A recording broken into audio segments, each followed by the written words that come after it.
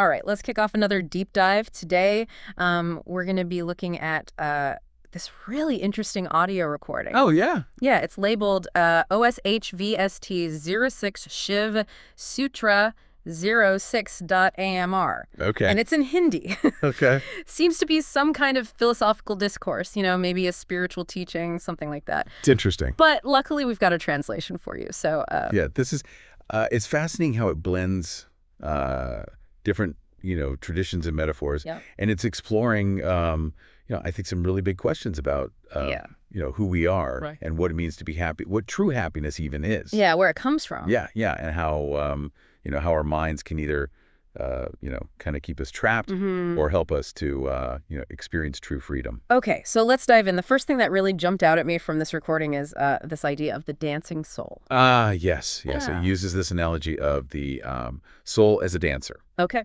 And our inner self as the stage. And it's suggesting that everything we do, all of our actions, all the joy or suffering that we experience, it all actually originates from within us, Okay. not from external circumstances. I love that imagery. It's like, Right. the dancer expressing their innermost emotions and Exactly. feelings through movement. It's not about what's happening out there. Right. It's about this inner landscape that we've created. And that can be a hard thing to accept. Yeah.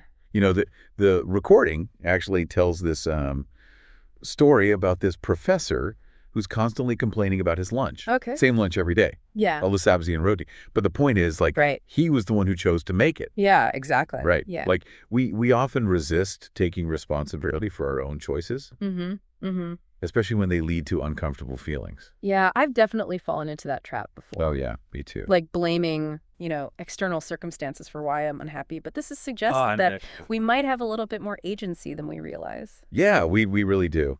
And there's this other really funny anecdote in this recording about Mullah Nasruddin. Oh, I love Mullah Nasruddin Oh, stories. they're the best, right? So his wife throws a cup at him, Oh, no. but luckily misses. Yeah. And then Nasruddin, he turns to a guest and he says, we're a very happy couple. My wife throws things at me every morning. If she hits me, she's happy. If she misses, I'm happy. That's great. Like he's always able to find, Right. a little bit of humor in. The silver lining. Yeah. And what this story is really pointing to is perspective, right? Mhm. We might be facing the same challenge, Yeah. but how we interpret it, how we frame it, Right. that really determines whether it leads to suffering Right. or joy. Yeah. So how often are you consciously choosing your perspective? That's a great question. I really feel like this teaching is encouraging us to, kind of step into that driver's seat and take responsibility for our own happiness rather than always being a victim of our circumstances. Yeah, you've really hit the nail on the head there. And the source material doesn't shy away from this, the discomfort that can come up Right. when we actually confront our own role in our suffering. Right. We would much rather blame other people, Right. or fate, or anything but ourselves. Yeah. It's much easier to point the finger outward than to look inward. But I can see how that might be Absolutely. preventing us from finding real solutions. Exactly.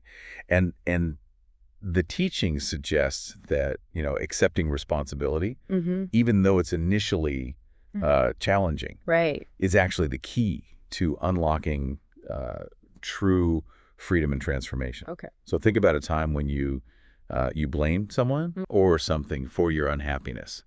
Did it actually help you move forward? Or did it just keep you stuck in a cycle of negativity? That's a powerful question. And, speaking of things that can keep us stuck, this teaching also dives into this idea of the trap of sympathy. Oh, interesting. It suggests that sometimes we actually cling to our suffering as a way to gain sympathy from other people. And it's almost like we're using it as a way to feel loved or validated. Oh, yeah. It draws this really clear distinction between genuine love and sympathy. Okay. And it says that sympathy is kind of like accepting fake gold Okay. when you haven't actually earned the real thing. Right. It might provide some temporary comfort, but it's not ultimately fulfilling. Right. So I'm curious, for you, have you ever noticed yourself holding on to suffering, even subconsciously, because it brought you some kind of emotional reward? Yeah.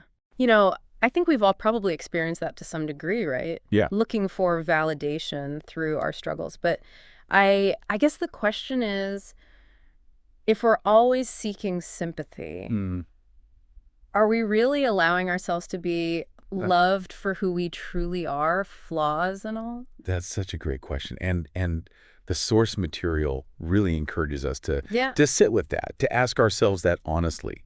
And, building on this idea of clinging to suffering, Okay. it also explores how our struggles can actually become, a source of identity for us, or even a sense of purpose. Right. Like think about a father who works tirelessly to provide for his children, Right. even if it causes him hardship. His suffering, in a way, is tied to a story he tells himself Right. about his role and his duty. That makes sense. We often derive a sense of purpose from overcoming challenges, but then it makes me wonder, like, what happens when we start to identify with our suffering too much? Could it become almost like a crutch, something we cling to, even when it's no longer serving us? That's a really fascinating point. And how about in your own life? Have you noticed a sense of identity or purpose that was actually rooted in your struggles? Maybe even a fear of what would happen if those struggles went away. Yeah, that's something I'm going to have to think about for sure. It seems like this teaching is really challenging us to look deeper, beyond the surface of our experiences and really examine the motivations behind our actions. You're so right. And to kind of illustrate this idea of these Yeah. competing motivations, the recording introduces this compelling analogy. Okay. The two boats. Oh, I'm intrigued. Tell me about the two boats. Okay, so imagine someone trying to ride two boats at the same time. One boat represents worldly desires, and the other one represents spiritual seeking. And the teaching is saying that you can't fully commit to either journey Right. if you're trying to straddle both. Yeah, that's a vivid image, like that inner conflict we often feel between, pursuing, material success and seeking a deeper meaning. Exactly. Right. And to highlight this, there's this funny story in the recording about these three travelers who are staying at an inn. Okay. And the youngest one is boasting about, this beautiful woman he spent the night with. Oh, okay. The middle-aged man, he kind of scoffs. He says, no, true happiness, that's a delicious feast. And then the oldest man, he just smiles and says, you know what? The greatest joy I've ever known was a good bowel movement this morning. That's hilarious. It's funny, but also kind of profound. Yeah. It's a clever way to show how our definitions of happiness, Right. They change as we mature. Yeah. And how this attachment to, worldly pleasures can be fleeting and ultimately unsatisfying. Right. So I wonder, are you holding on to both of those boats right now? And how is that impacting your journey? That's a great question. I think it's safe to say that we've probably all felt that pull at different points in our lives. But this is making me wonder if it's possible to find a balance, to integrate those seemingly opposing desires. Yeah, that's a profound insight. And I think this teaching is ultimately pointing us in that direction. It's not necessarily about rejecting one or the other, but about recognizing the limitations of clinging to both. That makes sense. But with all this talk about our, internal world and our choices, how do we actually start to gain control of our minds? Because let's face it, sometimes our thoughts feel more like a runaway train than a well-oiled machine. What does this teaching have to say about that? Well, this is where the source material introduces this concept of sattva. Sattva. Okay, I'm not familiar with that term. Okay, so it's described as our true essential self, the pure awareness that lies beneath all the mental chatter. And this teaching suggests that we can only really realize sattva, that we can only experience our true self by mastering the mind. Okay. But the problem is, as this teaching points out, is that our thoughts are often not even our own. They're more like this chaotic marketplace of conflicting desires and impulses. Okay, I can definitely relate to that. It's like there's a whole committee in my head, and each member's vying for control. Exactly. Yeah. And to illustrate this, the recording uses this, Yeah? it's a very relatable analogy. Okay. A classroom where all the students go wild when the teacher leaves the room. Right. They're running around, causing chaos. Yeah. It's a mental free-for-all. That's such a perfect analogy for what it feels like sometimes. It's just this constant chatter and these conflicting voices. So just take a moment, just observe your own mind right now. Yeah. Can you notice that chatter? Can you identify the different, students that are vying for your attention? Yeah. Wow, when you put it that way, it's almost comical. It's like I'm realizing that I'm not even really in control. It's like I've just been letting those students run the show. It's a really common experience.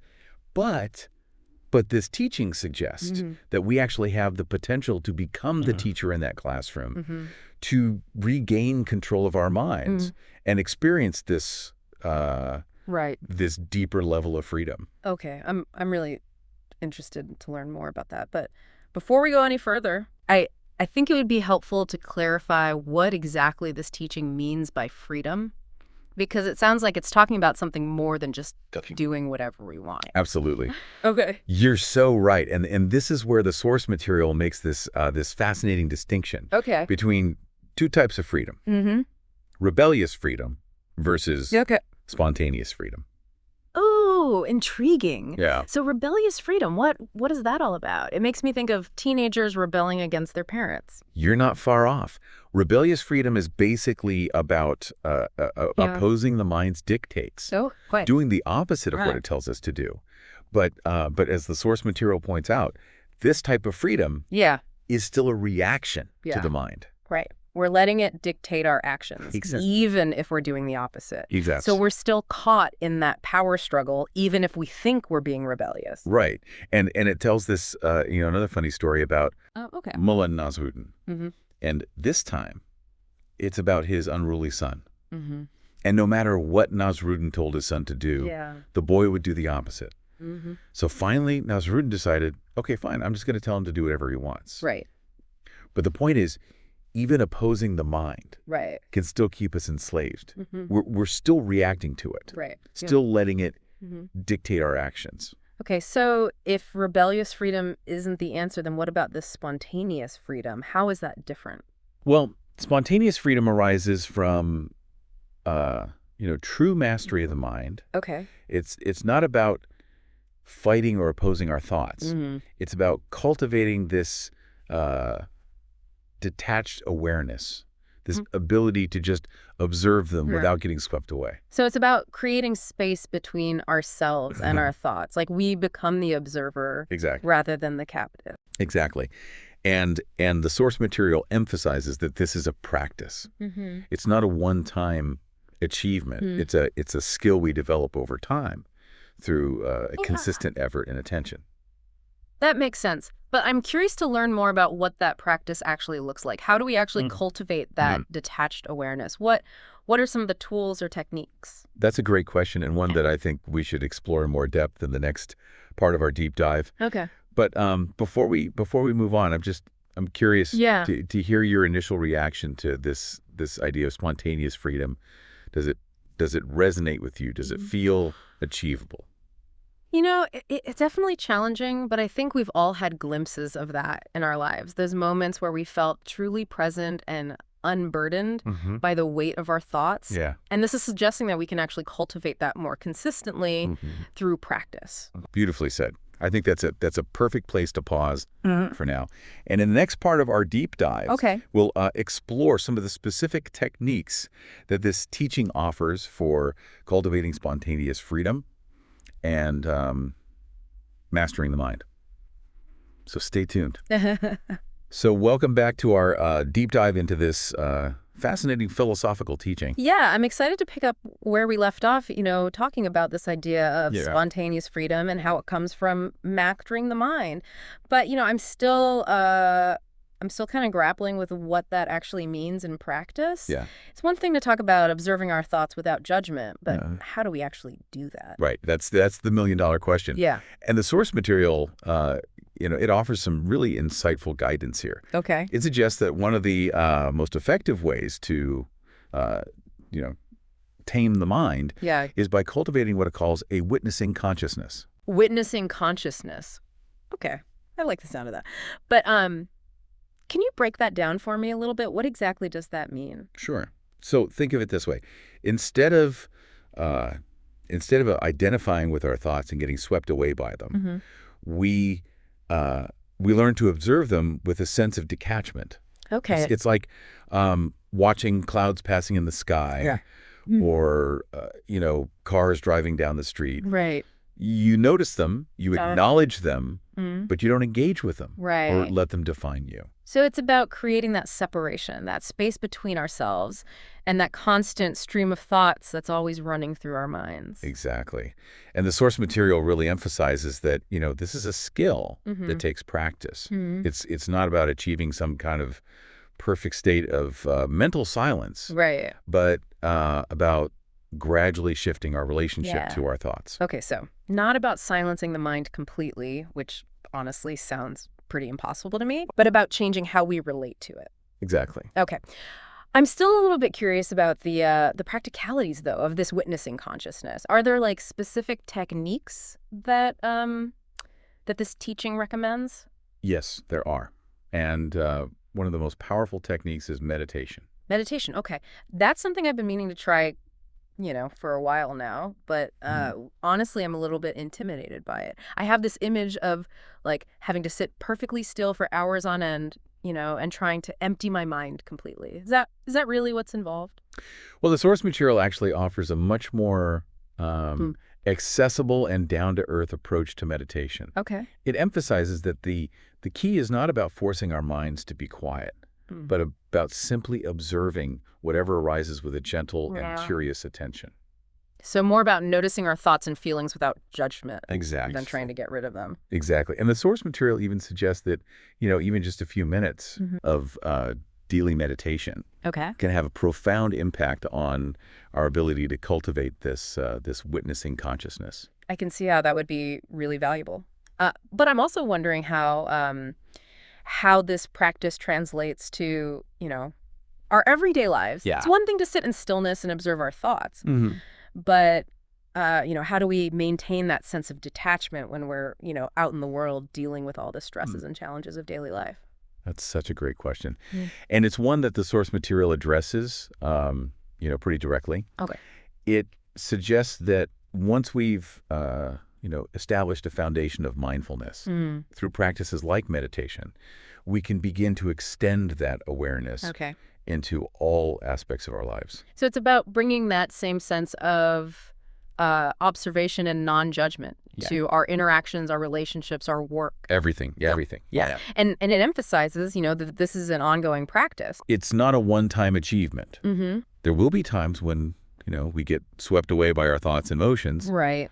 But the key is to just, notice when that happens and gently redirect our attention back to the present moment. So it's about developing this this inner awareness that allows us to kind of catch ourselves when we start to get, reactive or caught up in those negative thought patterns. You got it. And the source material suggests that as we become more skilled at this, we gradually create more space between ourselves and our thoughts. Right. We're no longer at the mercy of our minds, Right. but we can actually choose how we want to respond to them. Okay, that's starting to paint a clearer picture for me. I'm curious to hear more about how this shift in perspective, this witnessing consciousness, actually affects our experience of the world. Like, what difference does it actually make in our daily lives? Well, the source material suggests that as we cultivate this witnessing consciousness, we begin to experience a profound sense of inner peace and freedom. Okay, that sounds amazing, but I'm still Right. Yeah, I'm still kind of having trouble grasping what that actually means in practice. Can you give me like some concrete examples of how that might show up in our lives? Absolutely.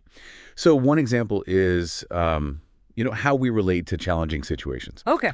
So imagine you're stuck in traffic and you're already late for an important meeting. Right. Now, in the past, you might have reacted with frustration, anger, anxiety, but with a witnessing consciousness, you're able to observe those feelings arise without getting swept away by them. So instead of letting those negative emotions control me, Exactly. I can just acknowledge them and choose how I want to respond. Exactly.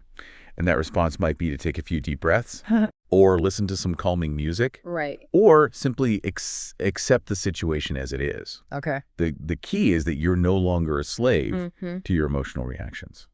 I can definitely see how that would be a game changer in terms of reducing stress and just improving our overall Absolutely. well-being. But how about in our relationships with others? How might this witnessing consciousness impact that area of our lives? That's a great question. And the source material actually addresses this in quite a bit of depth. Okay. It suggests that as we develop this witnessing consciousness, we actually become more present and attentive in our interactions with others. We're less likely to be distracted by our own thoughts and judgments. Right. And more able to truly listen and connect with those around us. So it's about cultivating a deeper level of empathy and understanding. Exactly. And it also allows us to communicate more effectively. Yeah. Because, when we're not caught up in our own mental chatter, we're able to express ourselves more clearly and authentically. That makes sense. But I'm wondering, is there a risk that we become, detached or emotionally distant from others if we're always observing our feelings and reactions? That's a common concern, and one that the source material addresses, quite directly. It emphasizes that, witnessing consciousness is not about suppressing our emotions or becoming, cold and unfeeling. Right. It's about developing a deeper understanding of our emotional landscape so that we can respond to others with greater wisdom and compassion. So not about shutting down our emotions, but about becoming more aware of them so that we can choose how we want to express them. Exactly. And the source material even suggests that as we cultivate this awareness, we actually become more capable of experiencing the full range of human emotions, joy, sorrow, anger, love, without being overwhelmed by them. That's powerful. But I'm also wondering, how does this witnessing consciousness relate to the concept of sattva that we talked about earlier? Is there connection between those two?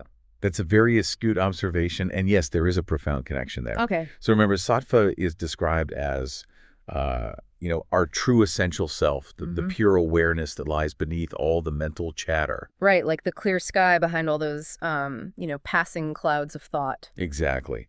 And the source material suggests that as we cultivate this witnessing consciousness through practices like meditation and mindfulness, we gradually create space for that clear sky to emerge. Okay. We begin to experience our true nature, our sattva, more fully and consistently.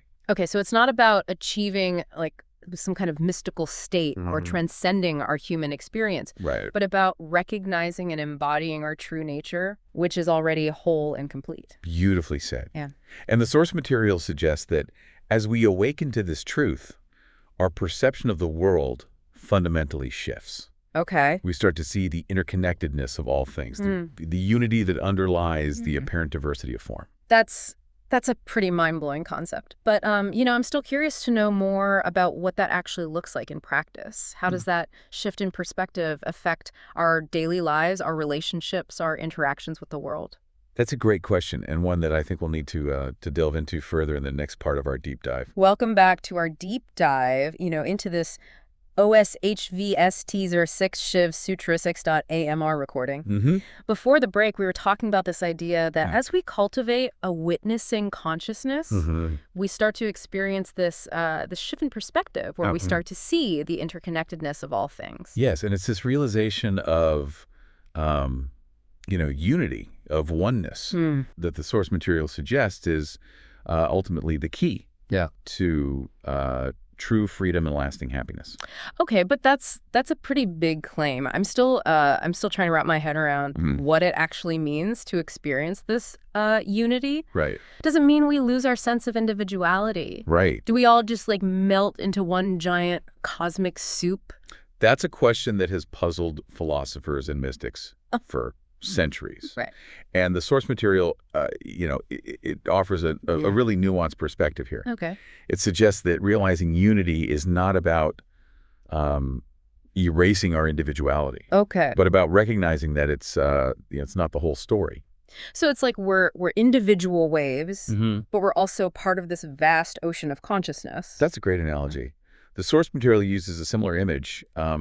It talks about a clay pot submerged in a river, and we might think the water inside the pot is being separate from the river water, but if the pot breaks, distinction disappears. I see. So it's like the boundaries that we perceive between ourselves and the world are actually illusions created by our limited perspective. Exactly. And the source material suggests that it's through this practice of cultivating a witnessing consciousness that we can start to see through those illusions and recognize the underlying unity of all things. That's starting to make more sense, but I'm still wondering how this shift in perspective actually plays out in our daily lives. Right. What does it look like to live from this place of oneness?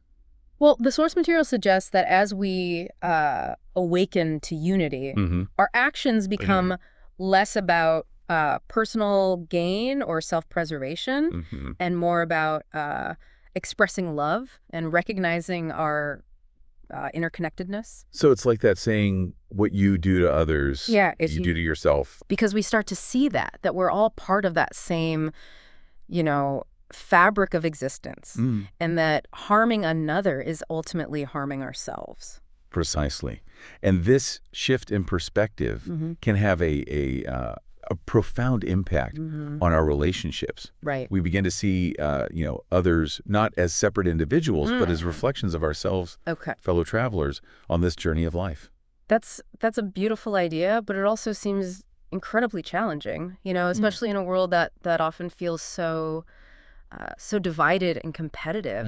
How can we possibly maintain this sense of unity when we're constantly bombarded with messages that emphasize separation and difference? It's definitely not easy. The source material acknowledges the challenges of living in a world that often seems at odds with these principles of unity and interconnectedness. Right. But it also reminds us that our inner transformation can have a ripple effect. Okay. That by embodying these principles in our own lives, we can inspire others to do the same. So it's about being the change we want to see in the world. Exactly. Yeah. And it's not about, naive optimism or ignoring the realities of suffering and injustice. Right. It's about recognizing that true change, it begins within. That by transforming our own hearts and minds, we can contribute to a more just and compassionate world. This deep dive has definitely challenged me to think differently about my own role in creating a better world. Yeah. But I'm still curious to hear more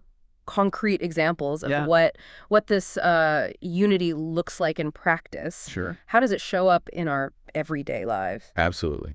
So one way that unity might manifest is in our relationships. Okay. Instead of seeing others as separate individuals that we need to compete with or negotiate with, we begin to recognize their inherent worth and dignity. We approach our interactions with a sense of empathy and compassion, seeking to understand their perspectives, even when we disagree. So moving beyond that us versus them mentality and recognizing our shared humanity. Exactly. And it's not about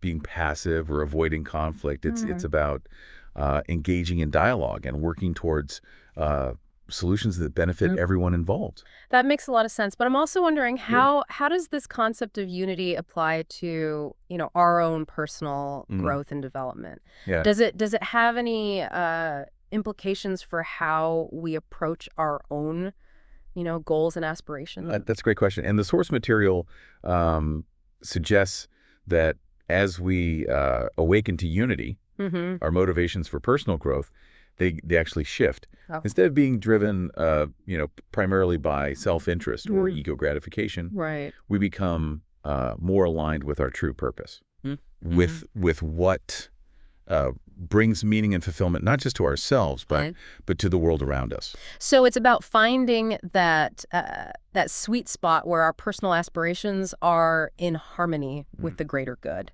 Beautifully said. Yeah. And the source material suggests that this alignment is a natural outcome of realizing our interconnectedness. When we understand that our well-being is inextricably linked to the well-being of others, our motivations naturally shift towards creating a more just and compassionate world. This deep dive has definitely given me a lot to think about. Yeah. But before we wrap up, I'd love to hear your final thoughts on what it actually means to live from this place of unity that the source material speaks of. Yeah. What does that look like in our everyday experience? That's a question that each of us must ultimately answer for ourselves. Yeah. Through our own unique journey of awakening. But I think the source material offers some powerful clues.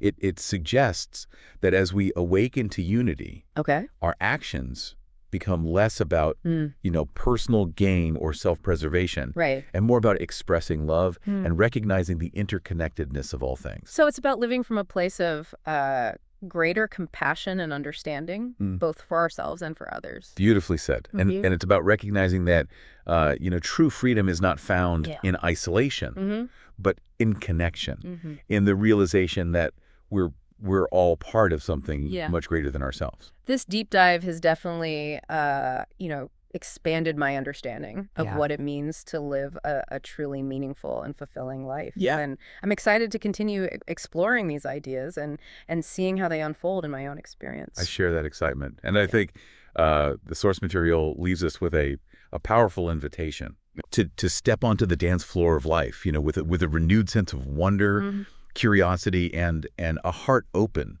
to the possibilities that await us. That's a beautiful way to end this deep dive. Yeah. Thank you for joining me on this journey of exploration.